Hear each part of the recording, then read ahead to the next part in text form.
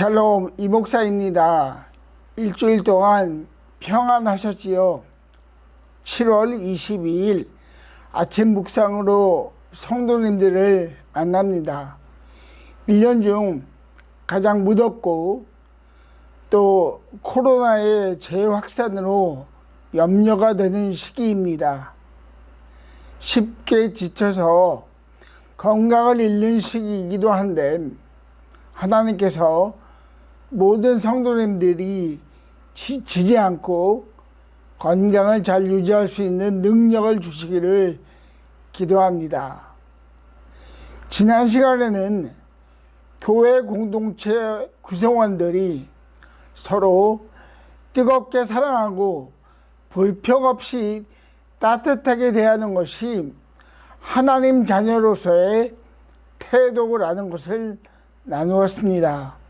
오늘은 베드로전서 4장 10절 11절 말씀을 보겠습니다. 각 사람은 은사를 받은 대로 하나님의 여러 가지 은혜를 맡은 선한 관리인으로서 서로 봉사하십시오.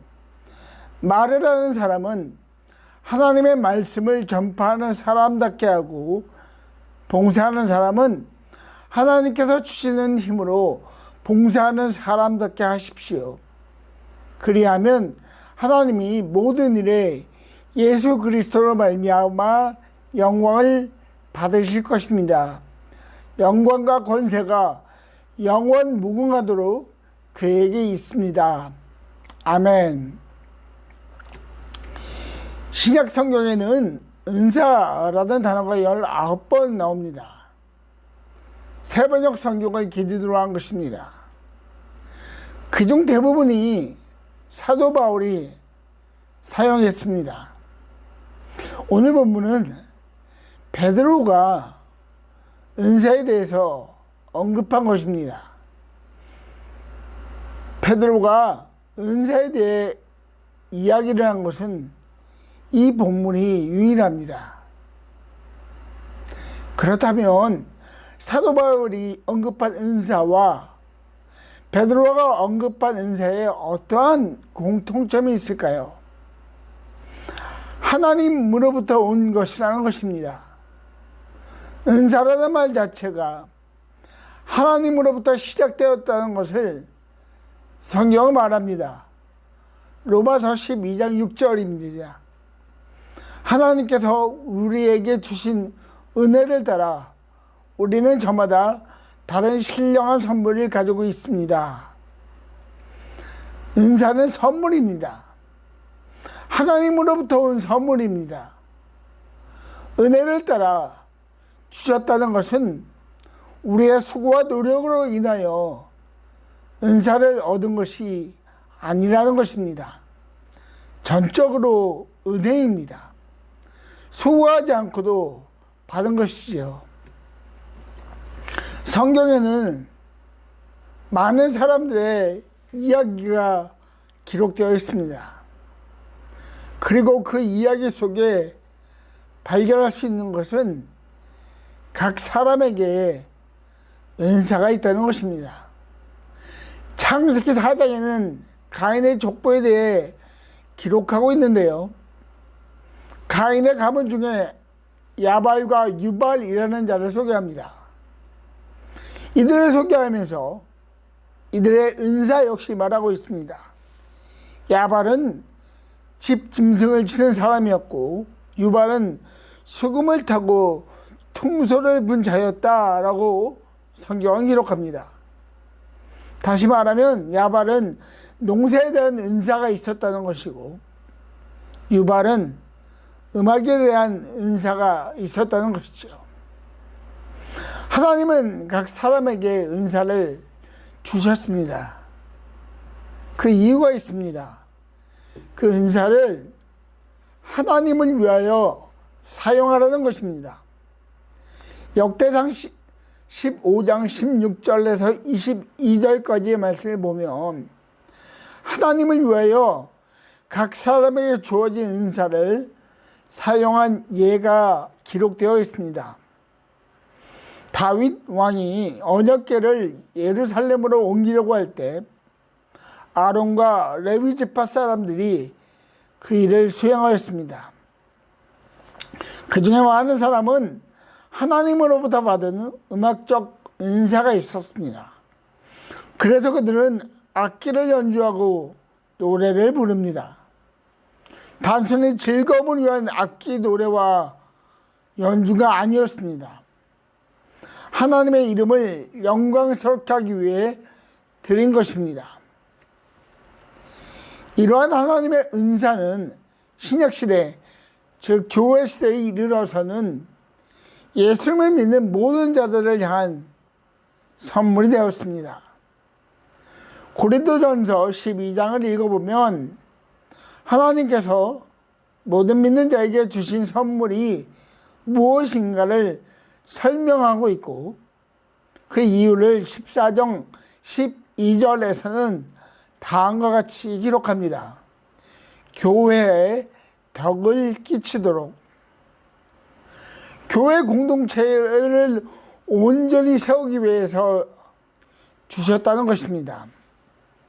각 개개인의 은사가 교회의 유익을 주어야 한다는 것입니다. 이와 같이 하나님께서 각 사람에게 은사를 주셨습니다. 베드로는 은사를 발견한 하나님의 자녀들이 기억하여야 할 것이 있다고 말합니다. 은사를 발견한 하나님의 자녀들은 관리인입니다. 관리인이란 일반적으로 주인의 재산을 관리하거나 집안의 전반적인 일을 돌보는 사람입니다. 이 관리인이라는 단어에서 발견할 수 있는 것이 있습니다.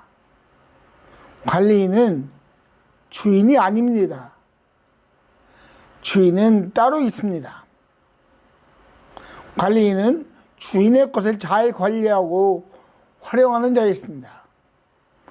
우리에게 주인이 있습니다. 하나님이십니다. 하나님께서 저희들에게 주신 선물, 은사가 있습니다. 하나님으로부터 나온 것인데 이를 잘 관리하고 활용하라는 것입니다. 왜 베드로가 관리임을 강조하였을까요?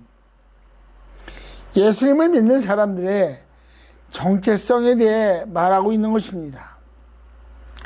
베드로 시대나 지금 시대나 시간의 차이는 많이 나지만 공통점이 있습니다. 그것은 예수님을 알지 못하는 사람들은 자신이 주인이 되어 살아간다는 것입니다.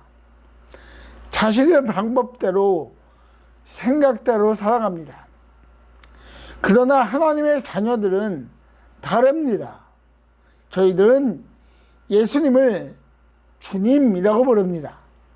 예수님을 주인님이라고 부르는 것이죠.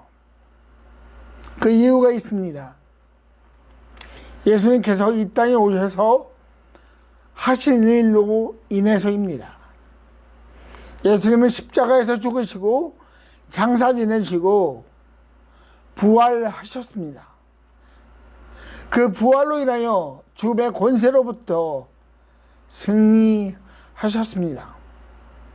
예수님께서 부활하시기 전까지 모든 사람의 주인은 마귀였습니다. 그러나 그 비극을 예수님이 바꾸셨습니다. 십자가에 달리심으로 바꾸신 것입니다. 이는 이제 온 세상의 주인이 바뀌었다는 것을 의미합니다. 마귀가 주인이 아니라 예수님이 주인이라는 것입니다. 그리고 그 예수님을 온전히 믿는 자들은 진정한 주인이 누구인가를 알게 된 은혜 받은 자라는 것을 베드로가 말하는 것입니다.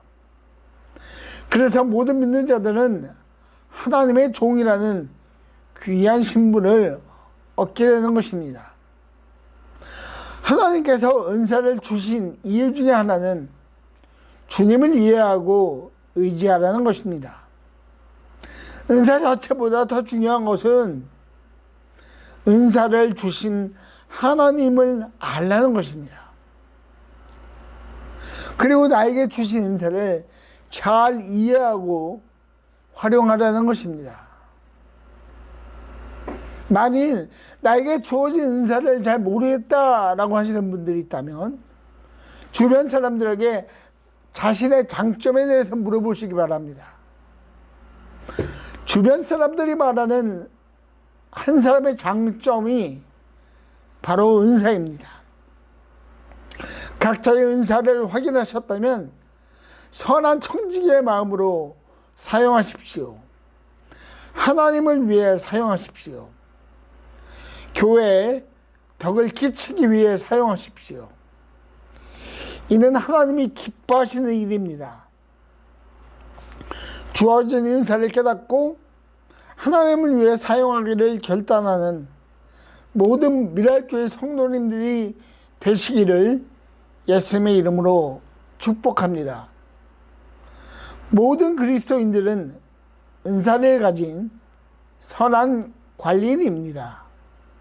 하나님께서 은사를 주신 이유는 그 받은 선물을 사용하라는 것입니다. 그리고 그 사용은 바로 우리의 생활과 연결되어 있습니다.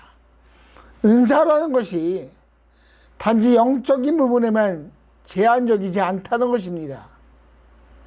이를 11절에서 베드로가 말합니다.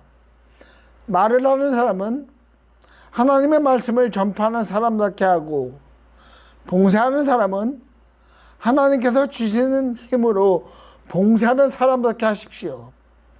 그리하면 하나님이 모든 일에 예수 그리스도로 말미암아 영광을 받으실 것입니다. 아멘. 11절 첫 부분에 나오는 말은 모든 말을 의미합니다. 교회 안에서 교회 밖에서 쓰는 모든 말을 의미합니다. 그러한 말을 할 때 하나님의 말씀을 전파하는 사람답게 하라고 베드로는 권면합니다. 하나님의 말씀을 전할 때, 복음에 대해 소개할 때 어떤 마음으로 전하나요? 하나님 중심으로 생각하고 하나님 중심으로 말합니다. 하나님의 관점에서 전하지요. 이는 세상의 말과는 다릅니다. 친구들을 만나 격이 없이 말하는 것과도 다릅니다. 몇 달 전에 고등학교 동창회 가보았습니다. 아주 즐거운 모임이었지만 일부의 말들은 듣기가 좀 거북했던 기억이 있습니다. 베드로가 하나님의 말씀을 전파하는 사람답게 하라라는 것도 이러한 의미일 것입니다. 베드로 시대에도 듣기 거북한 말을 하는 사람이 많았을 것입니다. 아무렇게나 말하는 것을 오히려 자랑으로 생각하는 사람들도 많았을 것입니다. 이는 예수님을 믿지 않은 사람들의 언어 생활입니다. 그러나 베드로는 하나님의 자녀는 하나님 방법의 언어 생활을 해야 된다고 말하고 있는 것입니다. 예수님의 십자가의 죽으심과 부활을 믿는 자로서 하나님의 기뻐하시는 언어 생활이 무엇인지를 온전히 깨달으라는 권면입니다. 오늘날도 마찬가지입니다. 사람들은 아무렇게나 말합니다. 자신의 말이 무조건 옳다라고 생각합니다. 현 시대에는 단순히 입에서 나가는 말로써 그치는 것이 아니라 글로 남기기도 합니다. 이 말과 글이 사람을 살리기도 하고 죽이기도 하는데 부정적 영향이 점점 더 커지고 있는 시대에 저희들은 살고 있습니다. 그러나 하나님의 자녀들이 기억해야 할 것은 베드로 사도가 전한 큰 울림입니다. 말을 하는 사람은 하나님의 말씀을 전파하는 사람답게 하십시오. 저희들의 말 한마디 한마디가 하나님을 중심으로 하는 말이어야 합니다. 그러나 많은 경우 저희들은 실수합니다. 하나님 중심의 말보다 그렇지 못할 때가 더 많습니다. 이런 인간의 연약함을 야고보 사도는 다음과 같이 말합니다. 우리가 다 실수가 많으니 만일 말에 실수가 없는 자라면 곧 온전한 사람이라. 말에 실수가 없는 자가 되려면 어떻게 해야 할까요? 기도하여야 합니다. 성령님께서 나의 입술과 마음을 주장해 주시도록 도우심을 구해야 합니다. 이러한 성령의 능력 외에 우리의 말은 빛이 날 것입니다. 세상이 말하는 말과 다르기 때문이고 사람을 살리는 말이기 때문입니다. 하나님께서는 그분의 자녀들에게 주신 선물이 있습니다. 은사입니다. 그 은사는 하나님을 위해 세상을 위해 사용하라고 주신 것입니다. 하나님께서는 저희들이 은사를 마음껏 사용할 것으로 인도하시는 분입니다. 그곳에서 풍성히 사용하시되 특별히 선한 말에 대한 은사를 드러내므로 하나님께 영광을 돌리는 삶을 사는 미랄교회 성도님들이 되기를 예수님의 이름으로 축복합니다. 기도합니다. 아버지 하나님 감사합니다. 주님 선물을 주셔서 감사합니다.